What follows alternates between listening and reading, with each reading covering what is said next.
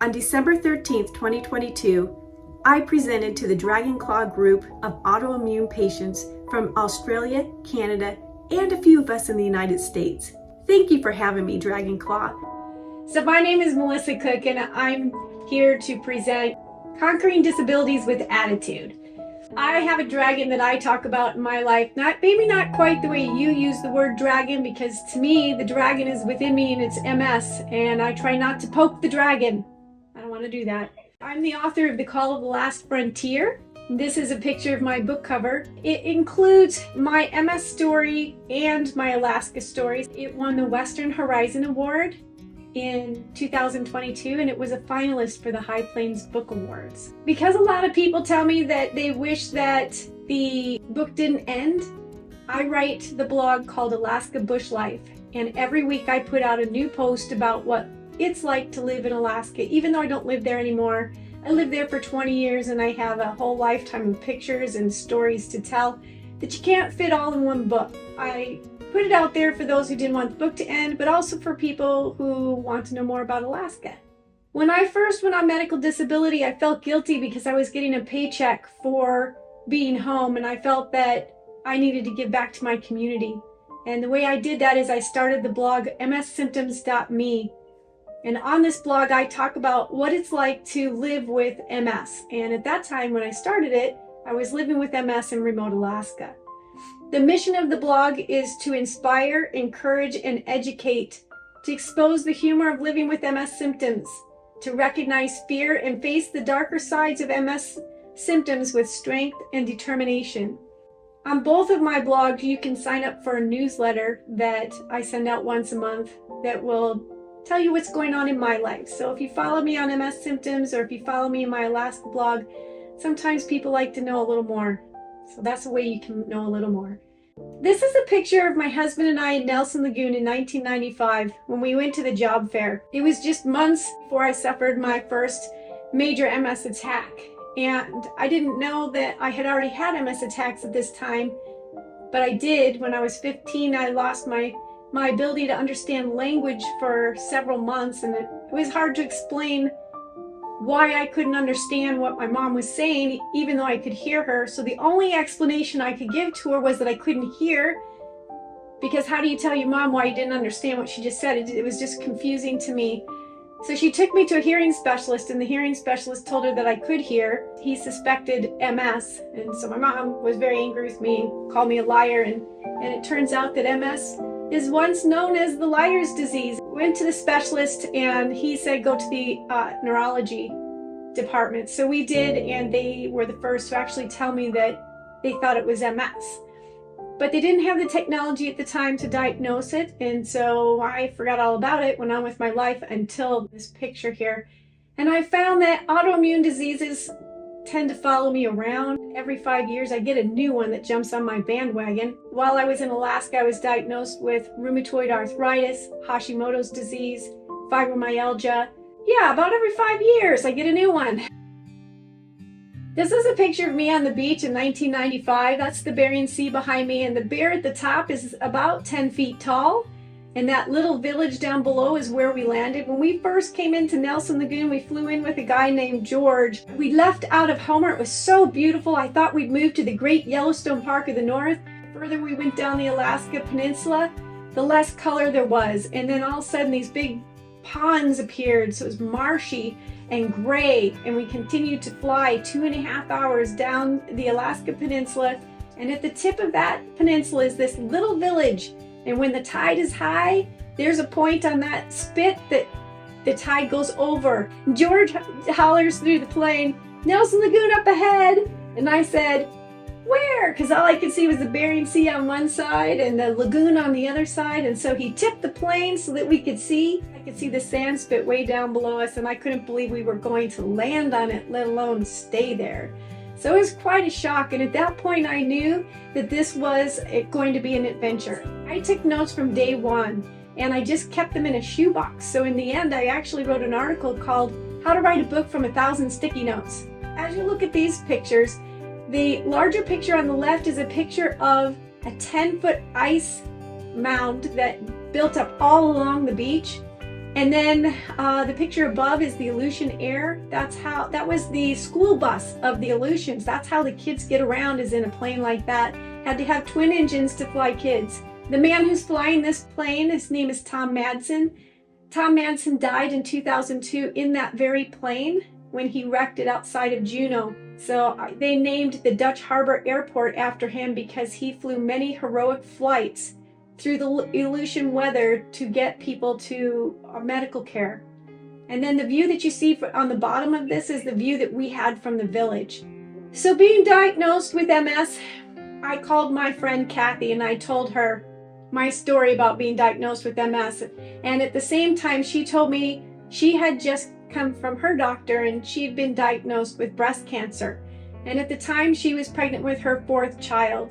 I didn't know it at the time of the phone call, but Kathy wasn't going to make it. She didn't make it. She made it only a couple of years from that diagnosis and didn't live to raise her children.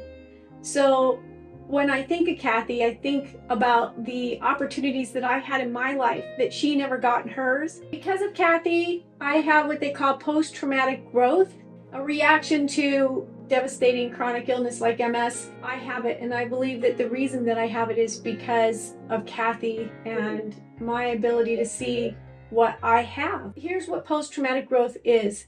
It's a theory to explain the transformation of a person following a traumatic experience, in that they have a positive attitude anyway. I'm known for my smile, I'm known for my attitude and my determination, and that I keep going. And sometimes I admit defeat, like I went on medical disability in 2011, but that doesn't stop me. Another thing from post-traumatic growth is the increased awareness of opportunities and possibilities around you. Now that you may have limitations, you see what you can do and go for those things. A stronger connection to those who suffer, because we who have chronic illness suffer, we can then see the suffering of others maybe a little better than we would have had we not had that. A greater awareness of our personal strength and a value for life and appreciation for things that were once taken for granted. I live every single day to the fullest. I've never felt sorry for myself. I've never asked why, because I have Kathy to remember. This is a picture of me and my family heading to Alaska in 1997. We actually left in 95 and we lived in the Aleutians for 2 years, and then we moved to Prince of Wales Island, and this is us going to Prince of Wales Island. So the picture on the left is my husband and I in 1997, and then our children at the top, and then Elgin and the kids on the beach on Prince of Wales Island in August of 1997. This is the little community that we moved to. This is Thorn Bay, Alaska. It was once the largest logging camp in the world with 1,500 people, but when I lived there, they never had more than 350. And the way you get to the island is by boat, ferry, or airplane. And most people don't come by boat, they come by ferry. And so the picture at the top is what I have on my blog, because it shows what life is for people in remote Alaska, which is where I live. The bush plane in the air that lands in the water, and the ferry that will bring your car to the island. That's how you get your car around, is on that ferry. And then the view on the bottom is the view that we had whenever we went out to the beach to enjoy a walk on the beach. That is a view of Union Bay. And if you want to know what it's like to grow up and live there all by yourself out there with just your family, there's a book called Raised in Ruins by Tara Nelson. And she lived right where you see that picture. And I didn't know about it till I wasn't in Alaska anymore. So I would look out over to where she was living and didn't even know she was there. When you live in remote Alaska, float planes are part of your life, and so are docks. And so here are some pictures. The float plane at the top is in Ketchikan. Me standing on the dock is actually in our logging community of Thorn Bay. And then the view out the window, that's a float plane. So I've been called resilient by many people over the years. This is a picture of me in Bath, England. And I read Dr. Bieber's book about resiliency. Even though it was written for MS patients, I believe that it is good for anybody who has challenges, whether it's medical or whatever, because it talks about resilient people. And resilient people, here are some characteristics. They have forgiveness, appreciation, and the ability to refocus. They have self-responsibility and accountability in their attitude and in their medical treatment plan. They make their own luck through their decision making. And no man or woman is an island. It takes a team. You need the help of other people. So it's really good to be a great teammate so that they want to continue to be on your team. Peaks and Valleys talks about the decisions that we make today will determine where we are tomorrow. And the other one is Who Moved My Cheese? This one is good for when things are changing in your life and you don't necessarily have control, but you can anticipate those changes coming. Happiness is a choice. This is a picture of me and my mom. She was a good example. She had 19% of her lung strength and severe COPD, but she didn't stop. We went to Europe for 6 weeks together, and this is us on day 1 on the boat. Happiness is a choice every day, every hour, and sometimes by the minute. And I used to tell my students that, and I still tell people that, because sometimes you have to remember it is a choice. Key elements to a happy life: smiling. Just the actual act of smiling releases endorphins in your system that make you feel better. Keeping yourself well rested and healthy, and exercising. So I get out often and hike with the people that you see in this picture: my husband, my sister-in-law, and her husband. And the 4 of us make up the group, the Wyoming Jeepers on YouTube. And we are out hiking and traveling the back roads on a regular basis. Surrounding yourself with happy people, and sometimes that means hard decisions of letting people who don't make you happy go. Choosing happy content, TV, books, movies, and news. What you read or watch affects how you feel. And if you want to be happy, you choose happiness. Who was I? I was a classroom teacher in Bush, Alaska. I was a school district administrator, and this is a picture of me in a little town called Port Alexander, or Port Protection, I'm not sure which, because I went to both that day. I chose to get a second master's degree in 2008 when I had a severe brainstem attack, and I knew at that point I would be going on medical disability at some point because the stress of my job was causing me medical problems. For me, when I went on a medical disability, everything I'd ever worked for in my life went with it. All the classes I'd taken, all the hard work I'd done to achieve in those classes, all of the things that I did as an administrator, the things that I did as a teacher, they were all gone. And I had to rebuild myself from what I felt like was nothing. And really, what I rebuilt myself with is completely different than what I was as a school teacher or administrator. So who am I now? I write, and I'm an award-winning author. I blog about MS in Alaska. I am a Wyoming Jeeper on YouTube, and I share joy with other people through that show. I'm on the fire as a fire volunteer, and I'm an EMT.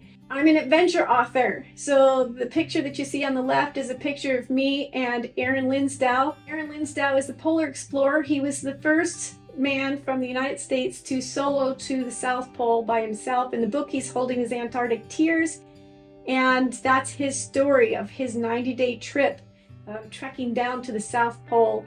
And the book I'm holding is The Call of the Last Frontier, which is my 20-year story of living in Bush, Alaska. And we made this short video that's just like a 1-minute video about being adventurers.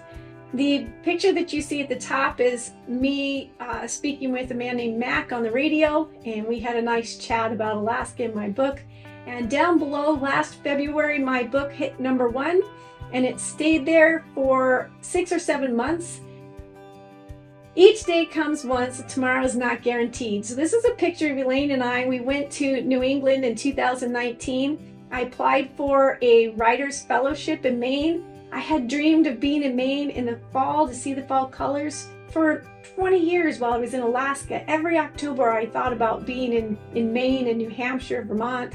I did get that fellowship, and when the fellowship was over, I spent a week on the coast in Maine writing my book. Then Elaine flew out and we went and toured the fall colors for 5 days. And I lived as though every day is a gift, and I live life to the fullest, and this is an example of that.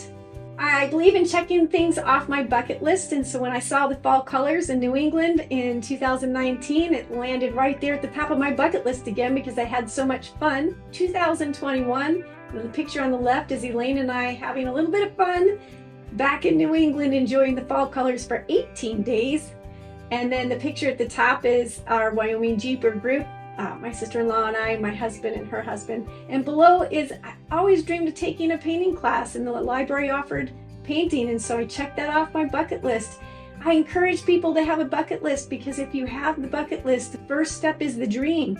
If you don't dream and then write it down, then you don't necessarily remember when you have that opportunity, oh yeah, I wanted to do that. So for me, I have a bucket list and I'm checking things off. One of the things on our bucket list was to retire young. So this is a picture of my husband and I in 2016 when we had just retired. Then the picture at the top is me sharing my book at the library and talking about Alaska, which is still my dream. Alaska is the top of my bucket list, because when you fly into a little remote community, there's no road to the rest of the state. You get to know that community, and therefore you don't know the rest of the state. So it's still at the top of my bucket list. And the picture below is my mom and I in Europe. Picture on the left is my favorite picture of my bucket list trip from last year, of the New England fall colors.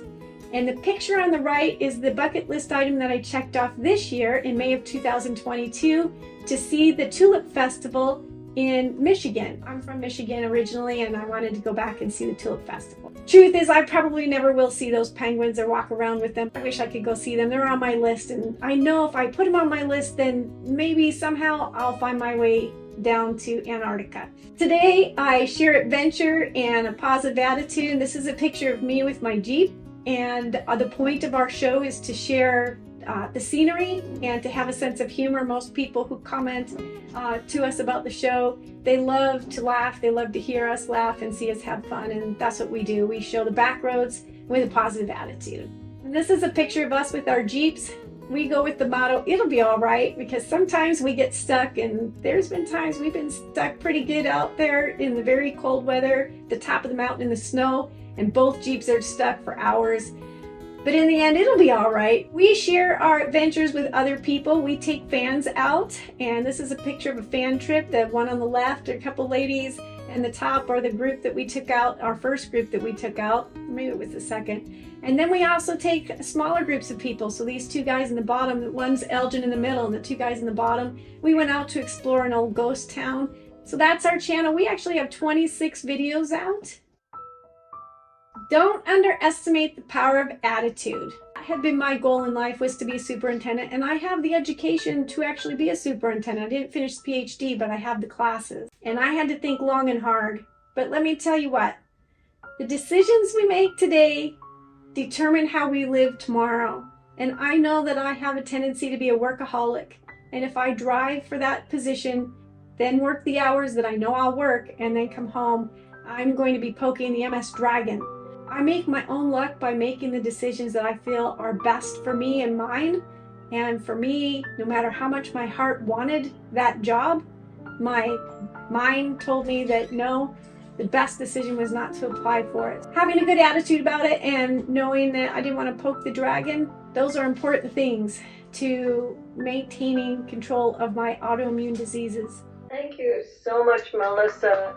And I especially like that example at the end of having to make a decision and making a wise decision for you. Decisions can change depending where we are in our life's journey. Hi, thank you, Melissa. It was such an inspiring story from down under here in Sydney, Australia. Loved it. So I've got a couple of questions. What's the story about you actually getting there? My husband and I went to Alaska because they have a 20-year teacher retirement. And we were there for 3 years and decided it was too much for us. Most people that come to Alaska, especially in teaching, last 1 to 5 years. We were no exception. So then we moved to Ohio for a year, and then we realized that I was not well. And the retirement program that Alaska had, if I got sick, would be ideal. So we went back. Do you see a rheumatologist for your MS? What kind of specialist do you see to treat your first diagnosis of MS? I see a neurologist. A neurologist? Yes. And I used to see a rheumatologist, but the MS medicine that I'm on right now has put all of my autoimmune diseases in remission for many years now. So I'm doing well as long as I maintain good sleep, good health, and low stress. Thank God for the medicine making sector. I'm always eternally grateful for medicine makers. Mm-hmm. It's wonderful stuff, isn't it? We get our life back. Thank you for that. You're welcome. One of the ways that I achieve the things on my bucket list is I look at my list and decide what I want to do next, and then I plan it. Melissa, I think Linda and I can concur with you. We have a long piece of brown paper and taped together, but it's long. And that's our timeline. And we look at it in 5 or 10-year chunks, and we try to mark in when we're going to go to Australia or Costa Rica or whatever we've got, that we want to fit in while we can. Right. So we do something very similar. Right. Yeah. For me, it's get the things that I need to do that are the hardest things done first. Thank you very much, Melissa. I loved your book. Loved it. I highly recommend it to everybody. But thank you. That's how I ended up talking to Charmaine. But so on a daily basis, like when you say things are in remission and control, like what do you sort of have to deal with? You were talking about something about the temperature not being, as long as it's cool enough. Is that what you said? Or? Well, I have MS. So for me, the triggers for MS are if I get too hot, if I'm sick, if I'm under a lot of stress, if I don't get my sleep. And sleep is probably the most critical one for me. So for example, when I went to see the tulips at the Tulip Festival, sometimes it's easy to forget that I have MS and other issues because I'm doing so well. And I was so excited to be there. And there were fields, literally fields of tulips everywhere. And the temperature had risen into the low 90s, which was very unusual for that time of year. So it was very hot. But I get as far out in the field as I can be and realize that now here I'm the one suffering a heat emergency with no water and a long way to go to get back to the place that had water and shelter. And as a result of overdoing it at the Tulip Festival, getting too hot, truly having a heat emergency out there, MS came back for weeks when I got home. Right. I don't typically do that. I'm usually really good, but that day I messed up. Yeah. No, thanks for sharing, because it's, I think with all these autoimmune conditions, it seems to be on some levels, just that there's a different type of symptoms. So I was wondering how that would sort of impact your daily walk, as opposed to I get when there's Mine's just a flare or a rise or whatever. I just love to have your get up and go. I was just saying to Anne, is that I think my get up and go gets hampered by a cocktail of pain, depression, and fatigue.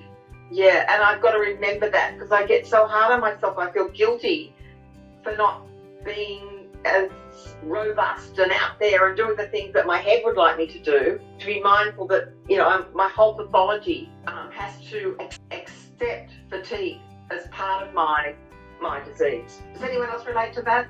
I do. There were days, when you look at me today, it's not the same person that I was in 2011, 2013, 14.